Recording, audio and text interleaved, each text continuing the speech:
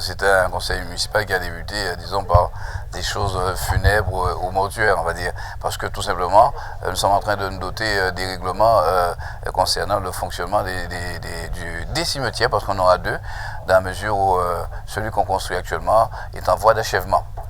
Et nous avons dû prendre aussi un règlement pour le cimetière du centre-bourg. Donc c'est la raison pour laquelle nous avons eu 3 points.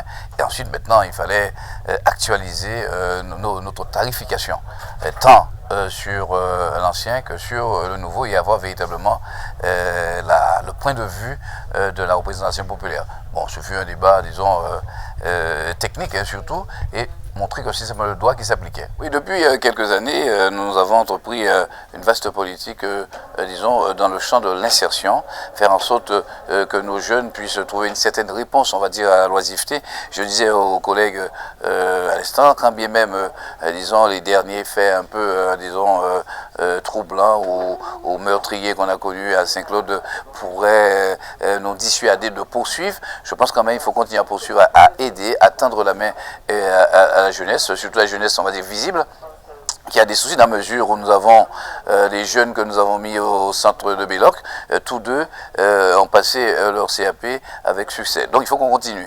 Nous avons aujourd'hui là arrêté le financement pour 3 projets d'insertion sur le territoire de Saint-Claude, permettant, disons, non seulement un embellissement fort de la ville, mais aussi permettant à ces jeunes-là d'obtenir un titre, disons, leur donner une certaine capacité, reconnaissant leur inscription, leur formation. Je pense que ça leur servira pour, disons, le parcours d'insertion professionnelle véritablement. Là, c'est le plus gros chantier, disons, que nous abordons depuis des années, et pour, disons, lequel on n'a pas encore trouvé la bonne vitesse, la bonne mesure. Vous savez que les biens vacants, les maisons abandonnées, disons, là, on trouve parfaitement, disons, l'âme guadeloupéenne. Hein. Personne ne veut, disons, laisser ou se départir d'un bien qui ne s'est pas assumé. Mais là, maintenant, nous avons atteint la limite avec des maisons qui menacent en ruine, qui menacent véritablement la sécurité de d'autres riverains. Il faut passer à une vitesse supérieure. On a voulu avoir un débat avec l'ensemble des élus pour, disons, nous orienter sur, disons, les décisions à prendre, et bien sûr les partageant entre les biens vacants sans maître, entre les indivisions, entre maintenant les biens qui menacent, qui sont menaçants, qui présentent un péril, disons, pour la ville elle-même, et bien sûr au niveau esthétique. Il y a une juridiction qu'il faut appliquer.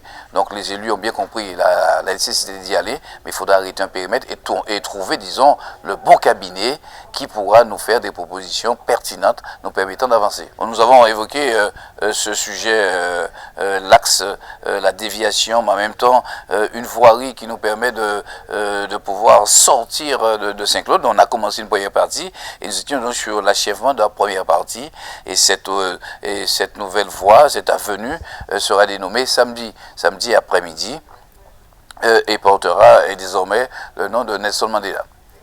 Mais il fallait quand même achever le chantier, et nous avons quelques réglages, on peut dire ici, sur le bilan financier, et les élus ont bien compris qu'entre la PVR, entre les travaux opérés par un opérateur, il fallait faire, disons, les soustractions, les additions, et arriver à finaliser le bilan financier.